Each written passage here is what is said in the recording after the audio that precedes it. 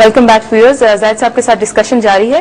زاہد صاحب, آپ نے بتایا کہ امریکہ اپنے آپ کو پروٹیکٹ کرنا چاہتا ہے, بیسکلی اس کی کرنسی ڈکلائن کر رہی ہے, تو آپ نے پہلی فیز ہمیں بتائی ہے where the game plan is that America must protect it self. لیکن آپ یہ بتائیں کہ اس سارے گیم پلان میں باقی دنیا کے لیے کیا پلان کیا گیا ہے؟ بینکنگ سسٹم کا جو کھیلنے کا ایرینا ہے, جو ان کا بیٹل فیلڈ ہے, وہ دو انوائرمنٹس ہیں.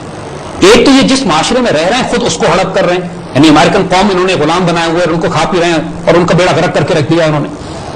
ان کا ہونا ہی فتنہ ہے, جس جگہ بیٹھیں گے وہاں فساد پھیلائیں گے. اور کوئی وجہ ہے کہ پوری تاریخ میں ہر تھوڑے عرصے کے بعد عیسائی ان کو مار کے نکالتے ہیں اپنے بیچ میں سے, اس لیے کہ جہاں بیٹھتے ہیں وہاں فتنہ کھڑا کرتے ہیں یہ. لیکن جب ان کا مذہبی عقیدہ یہ ہے کہ یہودیوں کے علاوہ پوری دنیا کے انسان انسان ہی نہیں ہے, اور ان کا خون اور ان کا جان اور ان کا مال اور ان کا سب کچھ ان کے لیے جائز ہے, پھر باقی دنیا کے ساتھ جو کر رہے ہیں وہ اس سے بھی زیادہ خوفناک ہے. اب ہم آپ کو وہ تصویر دکھاتے ہیں کہ یہ کرنے کیا جا رہے ہیں. ہم کیس اسٹڈی لیتے ہیں, فار ایگزامپل کسی ملک کو لے لیں, ہم پاکستان کی مثال لیتے ہیں. جیسے ہم نے پچھلے پروگرام میں بتایا تھا کہ جب یہ پاکستان حکومت کو قرض دینے کی بات کرتے ہیں تو صرف یہ کرتے ہیں کہ پاکستان کے اسٹیٹ بینک کے اکاؤنٹ میں لکھ دیتے ہیں کہ ہم نے $1 بلین قرض دے دیا پاکستان کو, دیٹس اٹ. نہ کوئی سونا ٹرانسفر ہوتا ہے, نہ کوئی کرنسی ٹرانسفر ہوتی ہے, نہ کوئی کرنسی چھاپتے ہیں. یہ صرف ایک ڈیجیٹل اکانومی ہے, لکھ دیا جاتا ہے اور پاکستانی قوم $1 ارب کی مقروض ہو جاتی ہے. اس کے بعد وہ یہ کیا کرتے ہیں, دیکھیے ان کے کچھ سٹیپس ہیں. اب ہم آپ کو اسٹیپ ایک ایک کر کے ڈیفائن کرتے ہیں, اور یہ پہلی دفعہ آپ کو ہر چیز جو آپ کے آس پاس میں ہو رہی ہے سمجھ میں آنے لگے گی.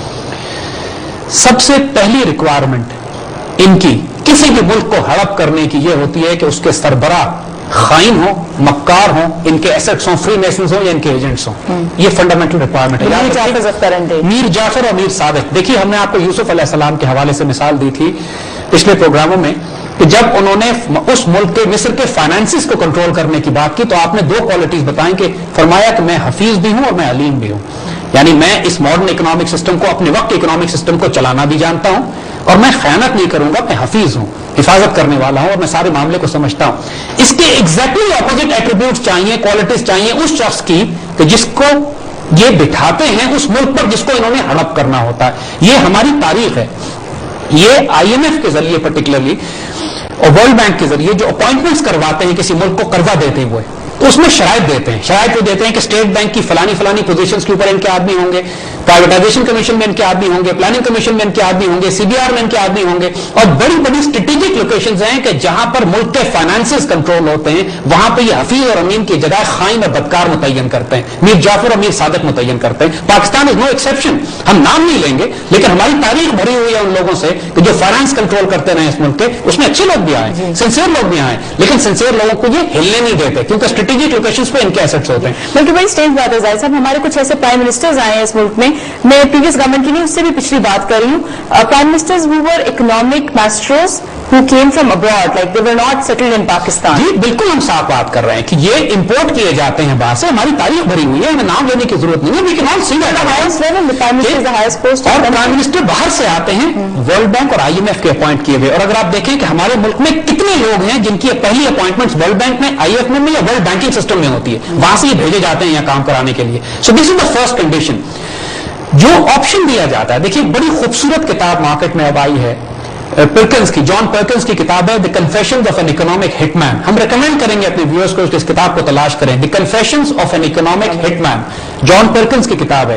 یہ شخص IMF میں کام کیا کرتا تھا.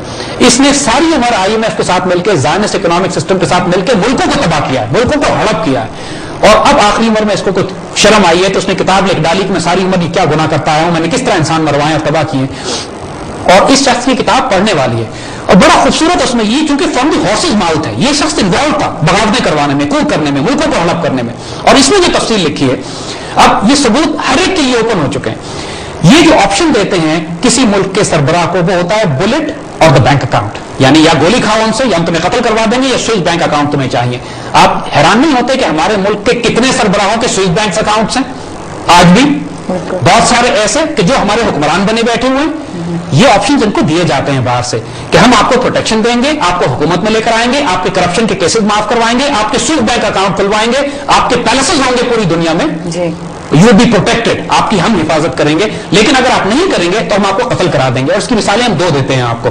1953 میں مصدق ایران کے پرائم منسٹر تھا. اس شخص نے تمام ایرانین آئل نیشنلائز کر لیا. وہ ایران جو اصل دولت ہے اس کو نیشنلائز کر لی. ان CIA نے باقاعدہ کیمپین لانچ کر کے ٹیڈی روزویلٹ کا پوتا روزویلٹ، وہ خود کا نام بھی روزویلٹ تھا، اس کو انہوں نے بھیجا، اس نے CIA کا آدمی تھا، اس نے کو برپا کیا، بغاوت کروائی، خریدے، علماء کو بھی خریدا، سیاستدانوں کو بھی خریدا، ٹریڈ یونینز کو بھی خریدا، اخبار والوں کو بھی خریدا، اور اتنا پیسہ بہایا، اس کے نتیجے میں بغاوت برپا ہوئی، فوج کو خریدا، اور دوبارہ یہ شاہ کو لے کر آئے، اور شاہ ان کا سب سے بڑا سٹوج تھا، سب سے بڑا نوکر غلام ان کا مڈل ایسٹ میں شاہ تھا ایران کا، جس کو مصدق کو نکلوا کے بغاوت برپا کر کے یہ لے کے آئے۔ 74 میں سعودی عرب کے شاہ فیصل نے سٹینڈ لیا ان کے خلاف، ان کا آئل بند کر دیا، بیڑا غرق کرا دیا ان کی اکانومی کا۔ یہ تصور نہیں کر سکتے تھے کہ شاہ فیصل ایک سعودی عرب کا ہوتے ہوئے، سعودی عرب جن کا ہمیشہ سے ہلائے رہا ہے، جس کا تیل 50 سال یہ مفت کھاتے رہے، وہ سٹینڈ لے کے تیل بند کر دے گا۔ سعودی شاہ فیصل کو قتل کرایا، یہ بلٹ اور the bank account standard formula ہے ان کا، دنیا میں ہر جگہ کرتے ہیں، ہم اگین پاکستان کی صرف کیس اسٹڈی لے رہے ہیں۔ سو دس از دا فرسٹ اسٹیپ۔ جو خزائن الارض ہوتے ہیں، حضرت یوسف علیہ السلام کی بات ہم دوبارہ کریں گے، دیکھیے انہوں نے ایک بہت بڑا رول ہمیں دے دیا تھا، انہوں نے رول یہ دے دیا تھا کہ جو زمین کے خزانے ہیں وہ پرائیویٹ پراپرٹی نہیں ہو سکتے، زمین کے خزانے جو ہوتے ہیں جو اسٹیٹ پراپرٹی ہے، انہوں نے کہا مجھے خزائن الارض پہ رسپانسبل بنا دو۔